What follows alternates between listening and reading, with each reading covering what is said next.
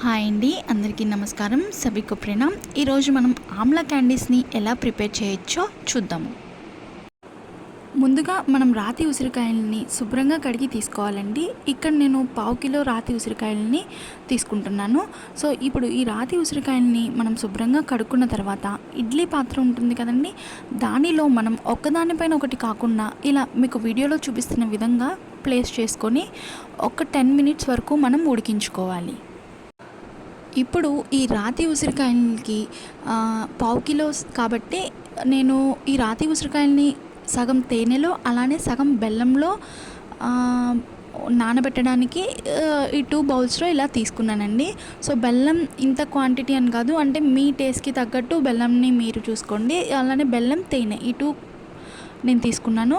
So ఇప్పుడు ఈ ఉసిరికాయలు ఉడికాయో లేదో చెక్ చేసుకొని ఇప్పుడు ఉసిరికాయలు ఉడికిన తర్వాత మనం ఈ ఉసిరికాయల్ని స్మాల్ పీసెస్లో ఇలా కట్ చేసుకోవాలండి. ఇలా కట్ చేసుకున్న ఈ ఉసిరికాయ ముక్కల్ని ఇప్పుడు ఈ బెల్లంలో అలాగే తేనెలో ఈ రెండిట్లో మనం నానబెట్టుకోవాలి.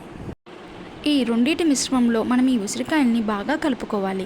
బాగా కలుపుకొని ఈ ఉసిరికాయ ముక్కల్ని ఈ బౌల్స్ని మనం ఒక కాటన్ క్లాత్తో మనం క్లోజ్ చేసుకొని ఒక దగ్గరగా పెట్టేసుకోవాలి.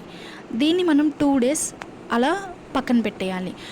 1 డే కంప్లీట్ అయ్యాక మళ్ళీ ఒకసారి తీసి కలుపుకొని మళ్ళీ కాటన్ క్లాత్తో ప్లేస్ చేసేసుకొని మళ్ళీ దాన్ని డిస్టర్బ్ చేయకుండా ఒక 2 డేస్ అలా ఉంచేసుకున్నాక నెక్స్ట్ 3 డేస్ మనం సన్ డ్రై చేసుకుంటే సరిపోతుందండి. ఇలా ఈ సన్ డ్రై చేసుకున్న ఈ ఆమ్లా క్యాండీస్ని మనం ఫ్రిడ్జ్లో ఒక గ్లాస్ జార్లో స్టోర్ చేసుకోవడం బెటర్ అండి.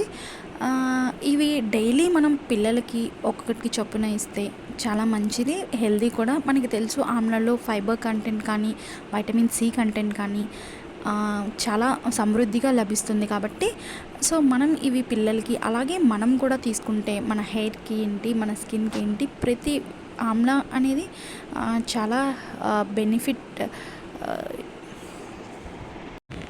ఎంతో లాభం చేకూరుస్తుందండి. సో ఇలా మనం క్యాండీస్ రూపంలో ఈ ఆమ్లాన్ని స్టోర్ చేసుకుంటే ఎక్కువ రోజులు వస్తుందండి. అలానే మనం తినే ఉసిరికాయలు ఉంటాయి కదండి, వాటితో కూడా నేను ఒక 2 రెసిపీస్ షేర్ చేయబోతున్నాను. So please stay tune to my channel. Like చేసి షేర్ చేసి సబ్స్క్రైబ్ చేయండి.